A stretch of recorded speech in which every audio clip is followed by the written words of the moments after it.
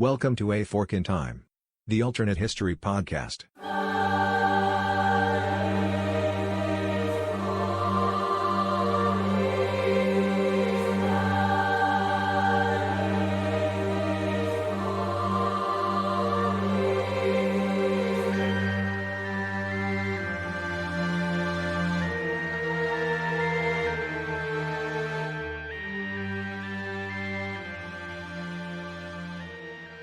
Welcome back to A Fork in Time, the alternate history podcast. Today we are taking out, I don't even know what to describe the vehicle today, Alexis. We're definitely taking out not just the two-seat version. We're got taking the sidecar. Got the sidecar, or it's the A Fork in Time SUV is what we're taking out today. Okay, as we go back in time. And as I mentioned during the last episode, one of the things that's happened here on the show, and we're happy to have announced then, but happened to formalize a little bit now, is we've asked one of our most frequent guests to become a regular contributor. I think that's the fairest way to describe it. And so I mentioned in the last episode, that's Chris Copolla. Chris, welcome officially to your formal position on A Fork in Time, and we've decided to triple your pay from what you've been getting before. Wonderful. I was actually trying to negotiate healthcare as well, but that's for the next contract. Yeah, well, you got to leave something for the future. So, Chris, we are excited to have you. Great, thank you. I want to thank both you, Alexis, and all the other contributors out there for kind of building this thing up to allow me to coattail on it. And don't think of yourself as a coattail, because you're going to be driving a lot of things moving forward. I know one of the things we were talking about off podcast here was the idea you were excited about being able to do episodes and shows that aren't your ideas, that are somebody else's ideas, because what we've done primarily when you've been involved have been something you suggested or was a topic that was in that realm. So this is your chance to weigh in on something that you didn't know you were going to weigh in on potentially. Yeah, and I get to kind of enjoy what you and I have discussed with some of those topics is expanding your wheelhouse, somebody giving you something that isn't quite a comfort zone, so it gives you the opportunity to think about some other things. Yeah, I agree, and we haven't formalized exactly how this is going to work, but I think it's a reasonable thing to assume that you'll probably expect to hear Chris at least once a month, give or take. I know we've talked about some of the other things that are there. We may have him venture off one day and do a solo episode on his own, so he can have the joy of trying to fill up 40 minutes worth of time and realizing it's just you talking for 40 minutes worth of time, because Alexis and I have both done that and listened back to those episodes, and they are cringeworthy sometimes when we do so. That's how you get a 7-minute episode. That's how you get the 7-minute. I forget what that episode was on the Titanic. Was that? Yes. Yep. Yeah. The Titanic. Yeah, which holds the record for shortest episode. But again, I'm really excited about it. I've said that multiple times because I am. And Chris, as I mentioned in my introduction last week in the episode, the thing I'm excited about was exactly what you talked about, is that when we launched this thing, we had no idea what it was going to be, how it was going to work.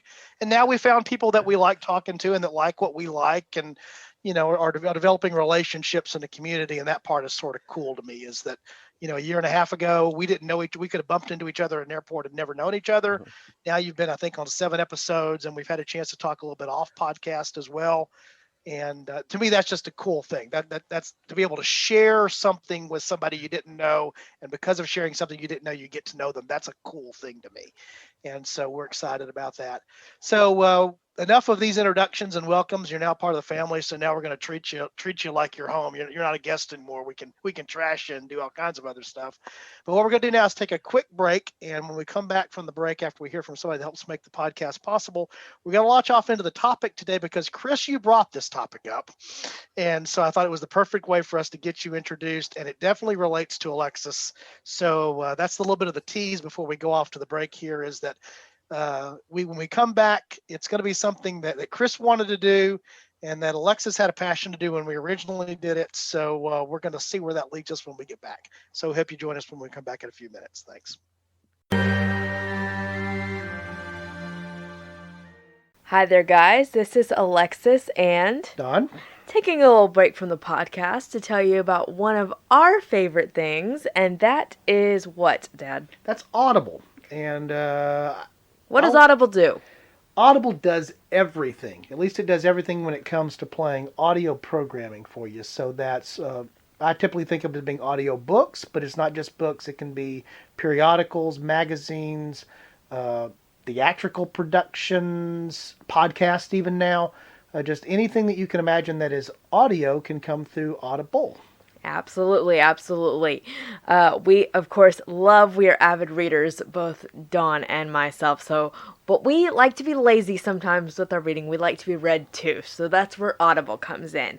And if you're like us and you like reading, but maybe want to try being read to for a change, we have a little deal for you to check out Audible. What's that deal? The deal is an opportunity for you to get a 1-month free subscription to Audible, which comes with 1 credit. A credit is how you purchase, again, an audio book, an audio program, whatever the case might be. And so if you follow either the link that's in our show notes or go to www.audibletrial.com/aforkintime, you'll be connected there. You can see how to sign up. And again, you'll get that 1 month at no charge, a chance to try it, see if you like it.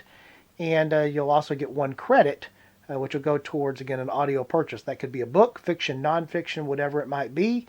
And I guess the other thing to mention, Alex, is what happens if you also happen to be an Amazon Prime member? That means you actually get 2 credits. And as we get into the holiday season, I'm sure a lot of people are taking advantage of Amazon Prime. So take advantage of this too. If you're an Amazon Prime member, you actually get 2 credits with this deal instead of 1. So maybe 2 books. Yeah, 2 books. Or that way you can check out different variety. You may choose a fiction and nonfiction genre, for example, to see how you like that. One of the things I know that Alexis and I often talk about is sometimes a great reader can actually make a good book even better. And a lot of the productions now, the audiobooks and other audio programs, are done by excellent readers.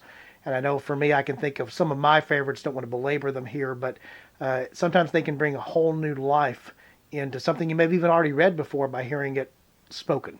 Absolutely. Absolutely. All right, so we encourage you to take advantage of that offer. Again, that's a link in the show notes on our website, or go to www.audibletrial.com/aforkintime. Thanks. Welcome back to A Fork in Time, the Alternate History Podcast. Alexis, Chris, and Don along for the ride today as we go down this path of alternate history. And I went back and looked to see which episode this was, Chris, and when this episode was. The episode in question is episode 64, which we entitled The Many Shades of Edward. And for those of our regular listeners who hopefully have listened to that episode, we looked at a scenario. I think our particular departure point, Alexis, was what if Edward VIII had never sort of met or was aware of Wallace Simpson? And so he doesn't abdicate for love because he doesn't meet his quote unquote true love. And that was our point of departure. And I guess it probably was shortly after that Chris joined us for an episode, and Chris mentioned to me in an email or something like this, I have some different thoughts on an entirely different way to take that. And so we thought it would be fine. That's what we do here. That's what we do here. That's the whole, it's forks, right? There's multiple forks. So I thought that would be a really good place for us to jump off on here for the first episode where Chris is in his regular contributor role. So Alexis, I'm going to let you set up the what did, and then we're going to let Chris jump in and sort of lead us down that different path for the what if. So what did happen in history? And I noticed when I listened to that episode today, I constantly used 1836 to describe the events of 1936. Yeah, you did. And so I'm actually very self-conscious of that right now, to not do that at any point during this episode to make amends. Well, we can try, because even I started doing it on that episode, I think. But we are in 1936 for our what did. And we are we're going to start in January of 1936. So in January of 1936, we have the death of the king. That is King George V. He dies, I believe it's January 25th. Don't quote me on that, but I do know it was January. And immediately when he dies, his son, Edward VIII, becomes the king. That's what happens in a monarchy. There is no break. As soon as the previous king dies, the current monarch becomes monarch. So that happens in January, but he is not excited about his new role of monarch, of king. So through the year, several things happen. ultimately leading to, in December of that year, I believe it's December 11th, he actually signs the instrument of abdication. Chris is nodding and smiling. So I think I'm doing nodding the dates because, right. by the way, one of the other fun things that we're trying to pull in, what date was that he resigned? That would be December 11th or You December guys are 10th. probably listening to this on December 11th. Correct. It literally is coming out the day he resigns. And now you can see why we asked Chris to join the show. He gets Exactly. it. Exactly. See, I didn't even think about that, Chris. So hey, When I sent that email and said I have some very different thoughts, I marked in my mind December. there you go. That's when we're going.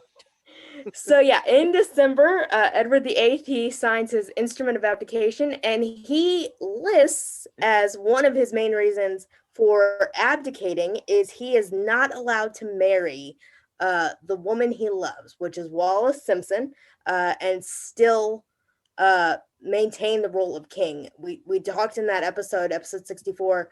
There were several things with the government and parliament in terms of you can marry her, but you won't be queen. You can, if you have heirs, they won't have a claim to the throne. Ultimately, Edward decided that that was not going to work for him, and he wanted to have a complete marriage, and the only way he could do that was to abdicate. So when he abdicates, his brother, George VI, who is the actual father of the current monarch, Elizabeth II, he becomes king in December. So 1936 is actually known as the Year of Three Kings in British history, because we have George V right at the beginning. He does die in January. Then we have Edward VIII for the majority of the year, from January to the middle of December. And then the end of December, we have George VI.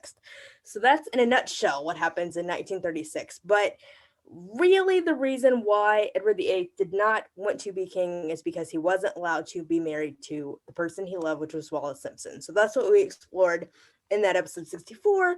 Was he never met Wallis Simpson, so there was no reason for him to abdicate to marry her.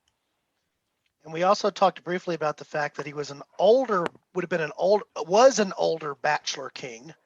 And so one of the questions that we asked was, would he have remained a bachelor king, and what would have been the implications of that? So one of the forks was we still up getting to Elizabeth, who ends up being in line to the throne after her father passes by being the eldest niece of Edward as monarch. By the way, goes by David. So if at some point we talk about him when he becomes the Duke, the family name. He's got like David. 8 names, but yes, he does go by David in the family.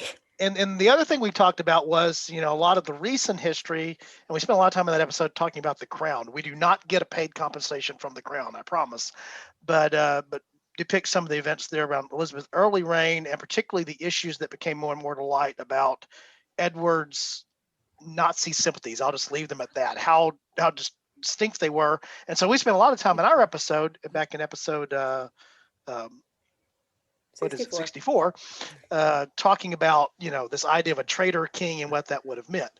But Chris has already promised us we're going some entirely different direction here. So the suspense is killing me, Chris. What direction are we going in?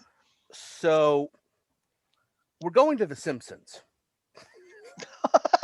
Wait a second. And how far away is from the line of Homer is not in line for the throne? I guarantee you that. Just you wait. There's one scene where Ned Flanders is talking about their religion being founded on the principle of their right to come to church with wet hair, which they promptly abolished. What was the issue that led to the founding of the Church of England? The right of the monarch to decide his wife, which they promptly abolished. And if you look at the documents around why the reason, the argument used by kind of call it traditional British society against Wallis Simpson was that as king, he is the leader of the Church of England. Correct. That's their argument, that the religious aspect. And just to kind of put kind of a fine point on it, who is next in line for the British monarchy as we are speaking right now? A divorced man? Yeah. Yes. So I feel like there is, my fork it's around the abdication, but it's that he refuses to abdicate and says, I am still going to marry her. Stanley Baldwin, who's the prime minister at this point, resigns in a fit of disgust. Sure, let's say that. And Neville Chamberlain becomes prime minister again. And kind of a throwback to my first episode. And you were not on it, Alexis, but I was talking about maybe the 19th century being considered the Bismarck era as opposed to the Victorian era. Because, and this is one of the things that I think I kind of bring to history, is that perspective that I'm a little more blood and iron. I feel like the British monarchy is almost, in some way, it feels a little Disney World-ish. It's a tourist trap. But the one thing that this tourist trap has is the right to ask a prime minister to form a government. We are right now in a situation where we might have a divided Senate. We don't have Mickey Mouse break that divide. We don't have a tourist trap do that. No. In Great Britain, the one thing the monarch can do to influence, to affect more policy making, more harder, decisions, is they have the right to choose who to ask to form a government. And the reason that's important is, under normal circumstances, it's not important, because you will have one party win 300, 400 seats in the parliament, and that leader is basically who's going to be the next prime minister. It only comes into play if, A, nobody wins an outright majority. You have to have a unity government, which they just recently did, right up until the last general election. Or if a government falls, who do you select to build the next government? And the most famous time this has happened is May 1940. When you're talking about 1936, there's a lot of other stuff going on other than the British monarchy. There's the Spanish Civil War, there's the Rhineland, there's Ethiopia, and we haven't talked about China. There's another episode I want to do about them. A lot of this stuff is going on right leading up to it, and whoever takes over after Baldwin, or if Edward is still in power, they're in power for some very busy days. But Baldwin resigns, Chamberlain comes in. Let's assume everything else plays out the way that it did in our timeline. So you come to May 8th, I believe it's May 8th, the evening of May 8th, 1940. The British army is in France. The Germans have invaded the Low Countries of Belgium and the Netherlands, and basically the British government falls right before the entire German deluge hits. Kind of a bad time to be changing horses in midstream, but the British did it. And there were two people called to Chamberlain's residence to decide who he would recommend to the king as the next prime minister. We hopefully all know that the person asked to be prime minister was Winston Churchill. If you have an Edward VIII on the throne, very likely the person asked to form the government is Lord Halifax, who's I think Edward was pro-German. I'm not even arguing that. If I'm going to be perfectly honest, when I was watching The Crown, they have certain, whenever you're watching a show, they have ways of showing you that this person is bad, that this is the villain, lighting, music, sound. And when I was watching, in another way you tell somebody is bad is call them a Nazi or compare them to Hitler. The whole time I'm watching the early episodes of The Crown, I'm sitting there shouting at the screen, he's a Nazi. This is coming. He's the bad guy. Stop this slow. He's the bad guy. I don't believe Edward was. I don't believe. I got confused because guess what? Halifax's first name is also Edward. Maybe we should refer to the other one as David. I mean, there's only so many British first names we can choose from. Exactly. There really is. That's why we got to an Edward VIII. Yes. So yeah. And because they're not allowed to have another John. that's the other reason. I don't think there'll be another Edward after that, actually, either. Is it? Do we think they need to start retiring names, like put the jersey up in Buckingham Palace? The mental image you just created for me there, Chris, of combining what you just described as the amusement park element of the British English United Kingdom monarchy and a sports metaphor there. I'm gonna have to work through that in my head.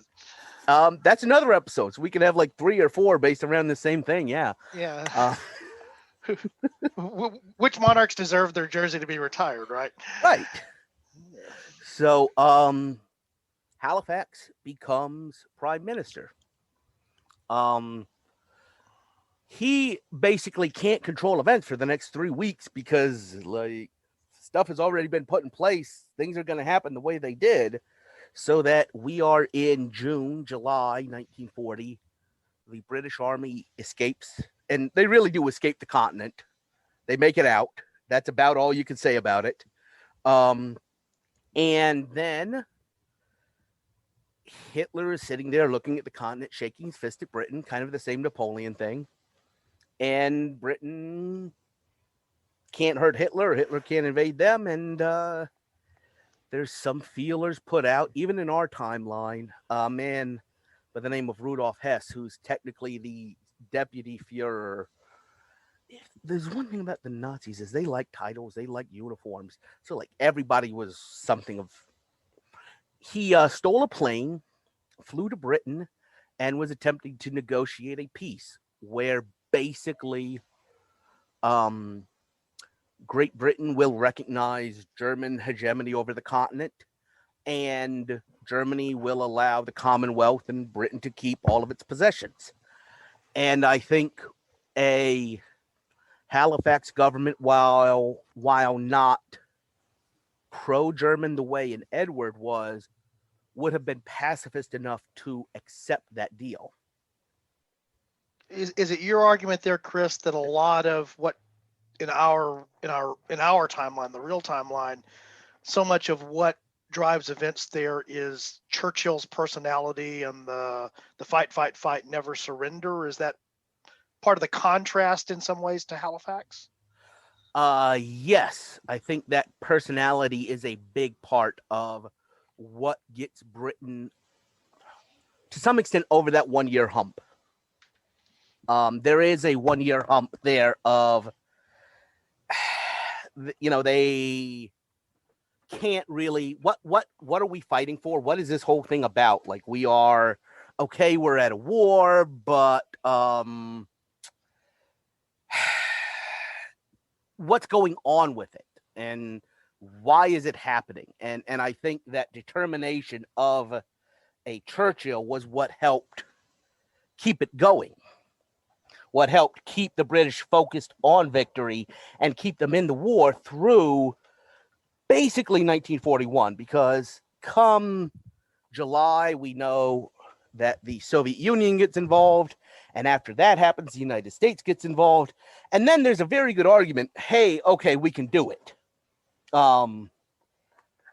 It took a while to get to that point. Right. So that's the first thing. The other fun thing is this. For those of you constitutional scholars of Great Britain, The government that we're talking about here, call it the Chamberlain, Halifax, Baldwin government. When was it elected? 1935. It was actually one of the longest, it was the longest serving British governments, because what happened in 1940 is they passed a specific law saying we will not have a general election until this war's over. Right. They were due for an election in 1940. And they postponed that because of the war. If we have a Halifax government negotiating a peace, you have to hold a general election pretty quickly. You're due for one, and there's no reason to justify holding on. I mean, literally, this government was elected to respond to the Great Depression, and oh yeah, here's all this other stuff that has happened. You might want to go back to the people and try and get some justification, some backup, some mandate for what you're doing. And Halifax would have to do that. And so under that scenario, we've got down to 1940 with at least a ceasefire, armistice, maybe even a negotiated peace in your timeline that's holding between Germany and the United Kingdom. And now they have to call elections because they're due for elections and they're not at war. Yes. So who do we see leading the various parties in that election? The fun thing is looking at British electoral politics between basically 1924 and 1945. It reminds me a little bit of the episode I did on Teddy Roosevelt, because you have the parties in flux at this point. The liberals, I mean, traditionally in Great Britain, going back to, I will concede this, I will refer to it as the Victorian age only for the purposes of this example. You had the liberals and the Tories, the conservatives, and 100 years that had lasted. And after World War I, you had universal suffrage and you had Labor become the other party. The liberals haven't gone away at this point. The liberals are still around. Labor is rising. It's still the second most popular party, but there's still a lot of flux. And then let's throw in the Great Depression. Because in August of 1931, you had a general election where both the Liberals and Labor splintered over whether to support cuts to services of unemployment and housing assistance to combat the Great Depression. So the parties are, I mean, if you look at the election results of 1935, the parliament that is going into World War II and is the longest serving parliament in British history, you have 5 different parties represented. You have the National Labour, then the regular Labour, the National Liberals, and the regular Liberals. So, depending upon the negotiations,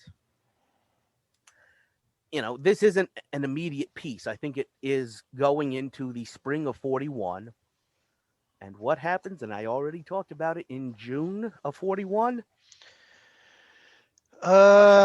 Yeah. Here we come with Barbarossa. Everything just keeps coming back. Yeah, another episode. Another earlier episode. It's Chris's greatest hits. Yes, I know.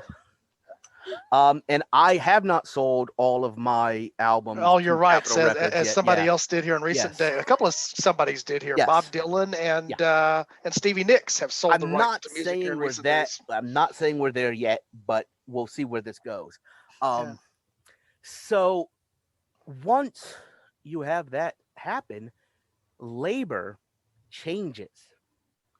in all of your socialist Europeans and world opinions, literally overnight, Germany went from, well, initially Germany went from the devil incarnate to, okay, maybe we can work with them, and then back to the devil incarnate as soon as they invaded the Soviet Union. Labor in Britain in the 30s and all of these splits, I'm going to call it traditional labor, is against rearmament, hard against rearmament, because they think if you build these, not the quote Field of Dreams, if you build it, they will come. If you build these machines of war, the Germans will come. So they're somewhat against rearmament until the Soviet Union threatened. Not that labor was as lockstep as many of the continental communist parties, but there was a sense of some affinity for them. And when you see Barbarossa, labor definitely becomes more pro-war. So given that we're in a period of flux, and given that it's the late spring of 1941, a very familiar name is going to come out as the War Party leader. I think you would have Winston Churchill win a premiership in his own right on a policy of confronting Hitler. And in my mind, I always liken this to the Peace of Amiens of 1803. That was intentional. That was not 1903. That was intentionally 1803, where basically Britain pauses the Napoleonic Wars because they had a change in government from Pitt the Younger to Henry Addington. And it's interesting to read about Addington because basically people look at him and he was an appeaser before appeasers were cool. If you read about Addington, they talk about how he gave Napoleon this breathing space and he was so, letting Napoleon do what he wanted. I mean, if you were to do a find and replace Addington with Chamberlain, it would produce some interesting scholarly works. So in that time frame, Britain had a change of prime ministers, similar to what we're saying, leads to a change in foreign policy, but changes right back, and we still have another 5 coalitions to go before they actually take down Napoleon. And I think that's somewhat what you see, where we sit here and we're talking about not the Second World War, but the Hitlerian wars, the way we talk about the Napoleonic Wars. Right. Because you have the first coalition of Britain and France and Poland, the second coalition of Britain and the Soviet Union, maybe include Greece, because British are, knowing Churchill, he loved to be somewhat impish and just kind of tweak the tail of a European power. If anyone would draw this connection between Amiens and this Halifax peace, it would be him. He loved references like that. So you would have a, very similar situation of Britain looking at the continent, and maybe we have a Balkan ulcer instead of a Spanish ulcer. But you would have a respite, but it wouldn't be the end. You would have, I think, Churchill come back, win in his own right, and you would have a second anti-Hitler coalition of Great Britain and Greece. Just like in the Napoleonic Wars, Britain keeps funding, supplying somebody, and as soon as they're defeated, they go to support the next person. So the next one would be Great Britain and the Soviet Union. And then the fourth coalition is Great Britain and Soviet Union and the United States. So I think it's interesting, but we keep talking about this. It might come back to our history, very, very similar. Yeah, just with maybe a longer period of time. And then, the thing that kept running through my head there, Chris, was, whether it's true or not, or whether some of it is sort of revisionist looking back, because we know how it turns out, but certainly the affinity between Churchill and Roosevelt, the special relationship between the United States and Great Britain in many ways was in the post World War II period was the result of the special relationship that existed between these two very interesting leaders in the form of Churchill and Roosevelt. But you know, would Lend-Lease, for example, come along in the same way if you have a different timing on the war? We've talked about this in other episodes, is where the really bizarre thing of the United States is certainly engaged in the war through material support, but not engaged through actual combat until they're pulled in by the Pearl Harbor attack. See yesterday from when we're recording now, as terms of that being another historical event, and then that strange thing of Germany actually choosing to declare war on the United States when it's arguably the case that they didn't need to.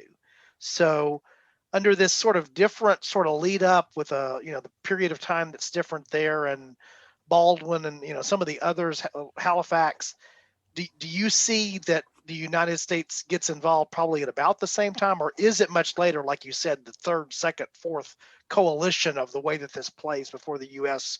joins the war on the European continent? I would say it's probably later. I think one of the things to keep in mind is, however long this Halifax interlude is, the deal is it provides Britain the empire.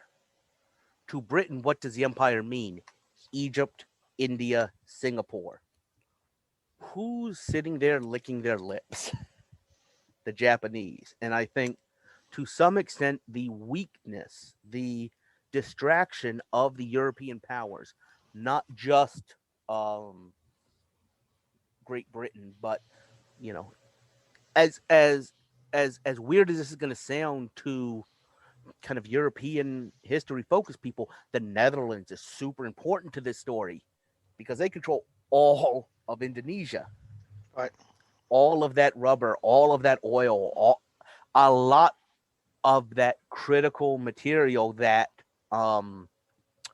Japan's out after. And I think one of the things that a Halifax interlude is going to change is that Britain is going to be able to focus on countering or on supplying its colonies, on bolstering its Far Eastern holdings.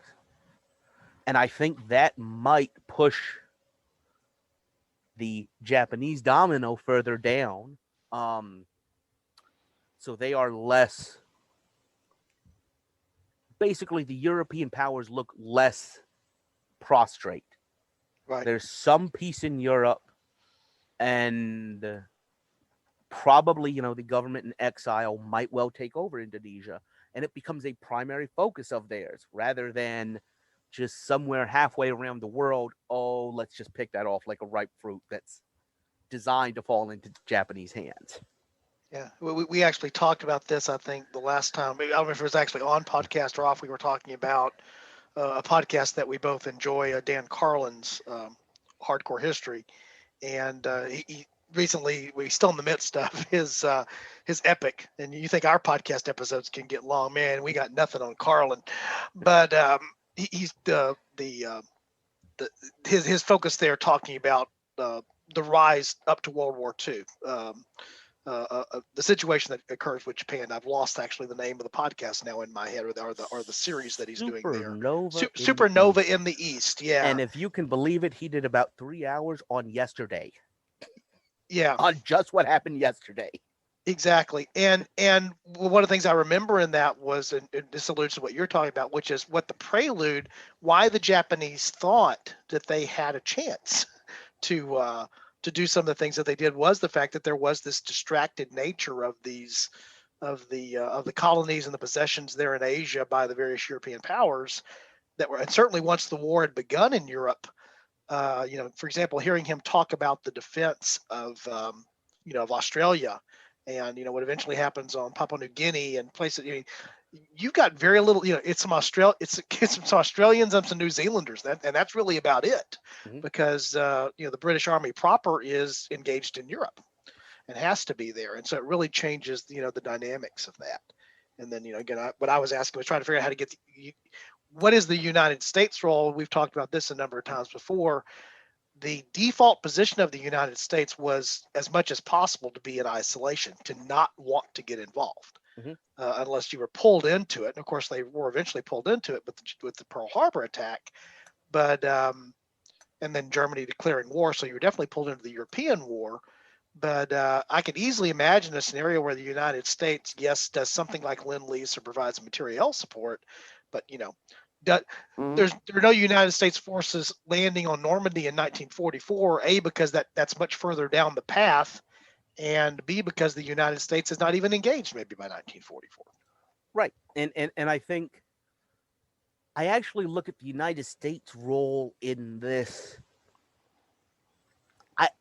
Now that we are saying there may not be a link between the Pacific aggression and the European aggression, maybe calling this the Hitlerian Wars is not appropriate, but the mid-20th century fracas, I think maybe we can call it that. But I think the American role in the mid-20th century fracas could be similar to the British role in the early 19th century fracas of we're the paymasters, we're the industrial might, we control the sea lanes. Not that Britain didn't, but the United States can definitely help Britain control the sea lanes. And the control of the sea lanes is critical to allow American supplies to reach the Soviet Union, Right. to reach anyone who's actually doing the fighting. If you look at a lot of the Napoleonic Wars, Napoleon is rampaging through Germany, through Central Europe, into Spain, and the British Army isn't really that engaged. They're here, they're there, but the role of the British was financing Prussian, Austrian, Russian, eventually Portuguese and Spanish opposition to the French. And I think that, that is a very good role for the United States. That's, to some extent, one of the things we talked about when we did get involved was Lend-Lease expanded, and that was a big part of what allowed the Soviet Union to win and Right. China to hold on. So, it's distinctly and latter 20th century U.S. geopolitics is a lot of that supporting someone to fight to fight by proxy. In that case, it's the Cold War against Soviet or communist forces, but it's still the same thing. We're going to back whichever regime or whichever half of the country, if it's been divided in half, represents what was considered to be the American ideal there. That was a common thing that happened in the latter half of the 20th century. Right, exactly. So the burning question I have, Chris, is: does Edward so you suggest he actually marries Wallis? Yes. Okay. So do you think he ends up then, given her age, it's unlikely she's going to provide offspring to him? Mm-hmm. So do you think we do end up back with Elizabeth II? We just end up with Elizabeth in a very different timeline here post mid-century fracas? Absolutely. Yeah, I do. And not to denigrate one of Britain's major industries at this point, which is royal watching. Okay, yeah, it's a different name on the cover. Okay, it's a different picture. Right. And of course, as Alexis alluded to, when I was going back and listening to the episode we were talking about, which this is sort of the companion piece to, it's a very young Elizabeth who assumes the throne because of the circumstances, assuming that Edward lives to the age that he did live to which is the early 70s. It's a much older Elizabeth that takes the throne with, I guess, children that are approaching adolescence anyway. They're not really adults yet, but certainly children that are in adolescence by the time that He doesn't have toddlers. that's true. And so, does that produce a different, it's always this interesting thing of does the change lead us back to the same road, or, or to the extent that it's different, how different is it? I would argue, as Alexis and I are discussed in that episode, it's a very different Elizabeth who assumes the throne under different circumstances. And so what does that mean even down, to today? First of all, she wouldn't be the longest reigning monarch because she would have started much later, but it also may be a different type of scenario. And to your point, what would some of the thoughts be about, the role of the monarch as Church of England, head of the Church of England, if Edward's allowed to hold that position? And as you apply, you make an excellent point that I guess I really hadn't even thought about. Not the only reason you get an English Reformation, but the main reason you get an English Reformation, the big reason is that Henry wants to do a little trade in here. Yeah. And he's able to do that. And the way that he's able to do that is by arguing that he has the right as sovereign to be the head of the church. And so it's ironic. I appreciate you pointing that sense of irony that later, this is the very reason why one of the very reasons why Edward VIII feels like he has to abdicate is that he can't make a similar type of choice if he wanted to. And you looked at me like I was crazy, but I do want to give credit where credit is due. That irony wasn't my own; it was a writer on The Simpsons. There you go. Yeah, there you go. The Simpsons did it. At the end of the day, Homer can teach us a little bit about Homer Simpson versus Homer the epic poet. Can teach us a little bit about everything. Although I do have to point out, with Henry VIII, he made the argument that his first marriage never happened. Right. Yes. So in his mind, Anne Boleyn was wife number one. Yeah. And there how many was other no wives were marriage there? number one. How many other wives were there? You can make that that's argument true. once. Exactly. You can only make the argument once, but there's the argument. Some of them lost their heads. He didn't divorce all of them. It doesn't apply for wives 2 through 5 Okay. or 2 through 6. Well, I guess I read something just this past week. There clearly was there's the plan for wife number 7. I guess that now historians are very clear that was probably in the works when he passed away. So you'd have to have an entirely different coffee mug than you do now, Alexis, if that were to happen. Because you have your famous disappearing wives of Henry coffee mug based upon the heat of the liquid. Would So it just Chris, be a smaller font? I think it's just a smaller font. Maybe so. The silhouettes have to be a little closer together. A little bit closer together. Yeah, it's a different arrangement. So, Chris, did we miss any of the big points of this change with the idea of, again, and you started out here, just to be clear, to bring this thing full circle, the reason this timeline is different is that you don't have the abdication of Edward VIII. And Edward then exercises, as you well point out, really the one still role that exists inside the English monarchy, which is when there's a question about who's going to be asked to form the government, they're allowed to weigh in. I'm struck now thinking about the change in Britain between Henry VIII and Edward VIII, which is Henry has the power to take Britain out of the Catholic world, to really realign geopolitically the entire nation on who he wants to be married to. Come down to Edward, and he has this one thing. This is the only thing he can do. The only thing he can do to affect policy in Britain at all. Right. Well, and in fact, as well portrayed, again, we might as well just go ahead and keep hyping it, and I'll contact them to see if they'll give us a sponsorship. But, one of the things that you do see in The Crown there is this idea that's actually in the most recent season 4, is that the very fact that the monarch would speak out at all politically is something of an outrage. Yeah, they don't do that. They just don't do that, which is, again, comparing the eights, Henry versus Edward, that's a pretty substantial difference as you go through there. All right.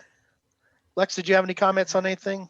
Chris and I sort of got rolling here, and we had you were in the sidecar for most of this. Do you want to take the wheel for a second? To go back a little bit from what we were talking about, when we mentioned Chamberlain, first of all, when we were talking about 1803, immediately before you even said it, Chris, Chamberlain pops in my head when you said Chamberlain. I remember the very first thing learning about Chamberlain, and the thing that always sticks in my head, appeaser.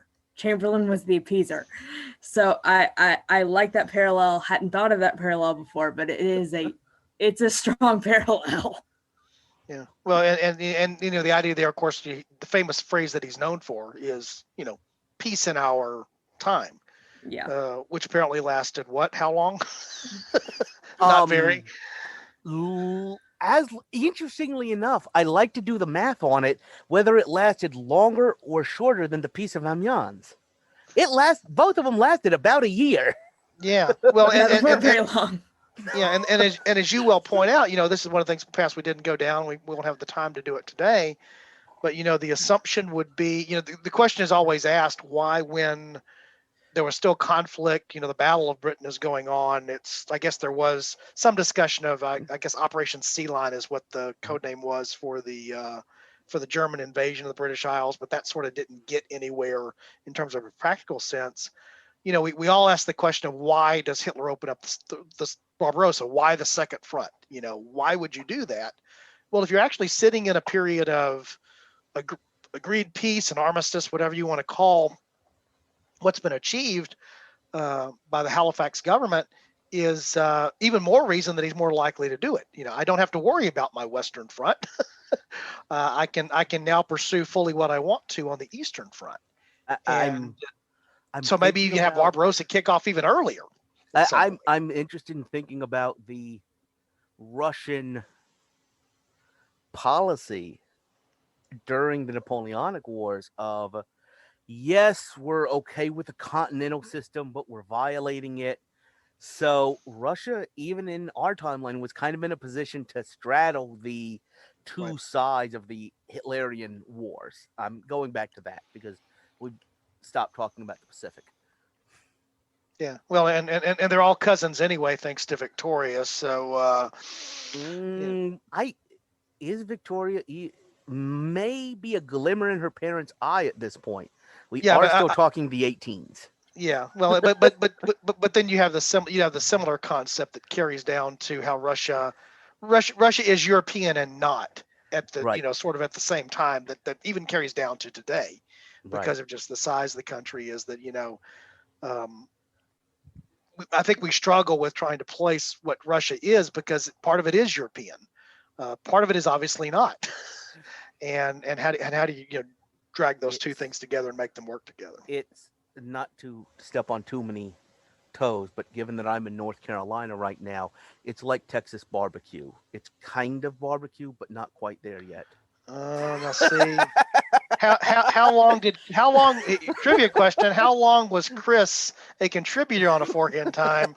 We're going to say about 80% of one episode, because you've done issued fighting words there. If you come for Tex-Mex, it's over, Chris. My next target is Chicago pizza. I have so many things to talk about there. Yeah, we probably can agree more on pizza than we might on barbecue. The nature of barbecue is like anything. Everybody's local version is the right version, right? Yeah. So we can offend somebody in Kansas City as quick as we can get offended here in Texas about your we'll just call them heretical views about barbecue, but we'll leave it at that. So, all right. Well, good deal. Anybody have anything else before we close out? Not necessarily. I think we've had, a fun episode, had a lot of different things come into it. Yeah. Yeah, and we just rewrote the middle of the 20th century again. That's what we do here on A Fork in Time. Is figuring that out. But we ended up in the same place with the same person. Yeah, there's a lot of that. Alexis and I talked about even off podcast about that, it's a fork in time, but that road just leads back around in some way kind of thing, which actually does give me a little bit of chance to push the concept of what I mentioned on the last episode and we did from the survey a few weeks back, the big themes survey. And so one of the things that we will be doing in 2021 are exploring some of those themes in a slightly different way, because we do have this realization that so often a different jumping off point takes us to a different place, but then it somehow brings us back around again to the same set of forces. For example, we're in 1936. Yes, he did it well there. He He didn't slip, but yet we end up talking about the Reformation. Yeah. because you can't eventually get away from the Reformation. If you're talking about England, you can't get away from the Reformation for too long. And just to intentionally try and confuse you, we spend a lot of time talking about the 1800s. Yeah. Right. Why you can't get away from 1533 and around 1803 to 1840. Yeah, because again, there's a reason why we talk about history repeating itself, or that we're doomed to repeat it, is that there's similarities that happen again. I mean, you were making the parallels there between the different, sort of pieces that don't last for very long. And there's a reason for that. They were not stable situations to begin with. And so it was inevitable that something was going to, break them pretty quickly because they were put together so hastily. And it's a good deal. All right. So again, we appreciate you guys joining us here today on A Fork in Time. Again, we welcome Chris to the podcast. Hope that our listeners find that to be an exciting thing.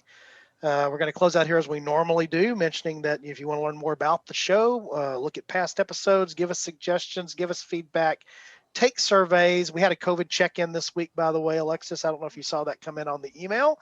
We still invite folks to do that because we want to know what's happening now as we see some encouraging news with, if I never hear the word COVID vaccine again in my life, it will be too soon. Yeah, but the fact that we're able to talk about vaccines, that's an exciting thing here, and yes, maybe returning to some sense of normalcy. Second person vaccinated, William Shakespeare. Here we come, English Reformation again. I saw that. Yeah, it's actually that couldn't have been by happenstance, right? That had to be staged, right? I do feel like there was a security guard who was supposed to make sure that he was the first person, and this 90-year-old grandmother got there before him and just was not giving up her spot in line. There was some PR person who was responsible for, and he had one job, and he did not get William Shakespeare the first person vaccinated. Yeah, I guess that will be.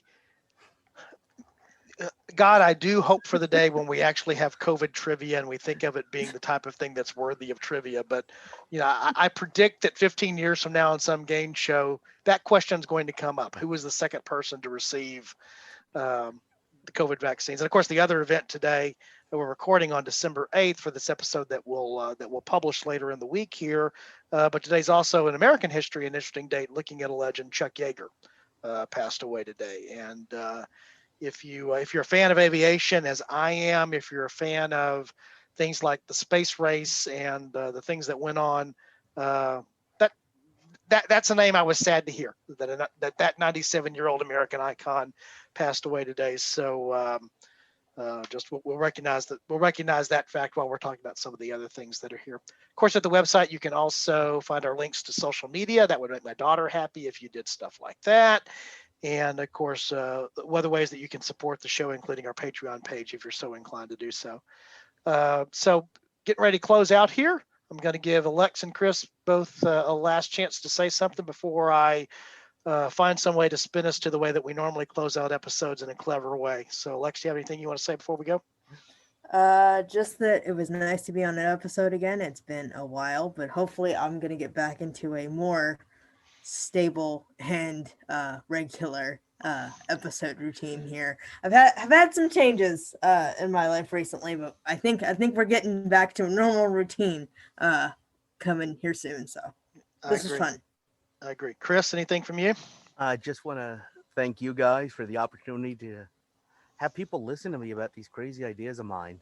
I enjoy doing it, and as of this afternoon, looking at Buzzsprout statistics, there's 382 people that are estimated to want to hear this episode. So we're drawing in close on that 400 listener mark, which that may not sound like a big thing to big real podcasts, but to this little endeavor that started out on a Saturday night with me plugging a microphone into a computer because I had nothing else to do on a Saturday night, we've made some progress on it. So good deal. Chris, welcome aboard again. And Alexis, we sort of close most shows the same way, and an ode to our good friend and Kenny Cole.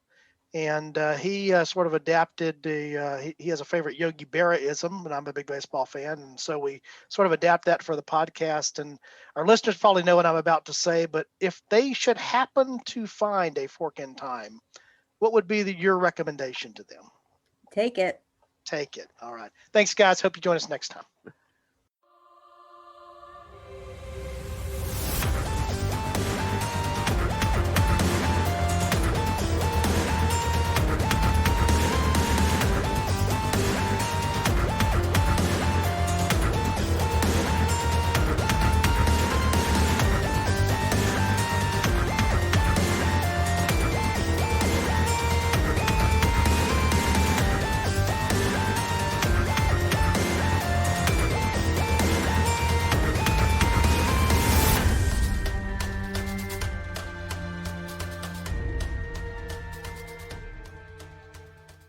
Thanks for listening to A Fork in Time, the alternate history podcast. Learn more about the podcast at www.aforkintimepodcast.com. Join us next time.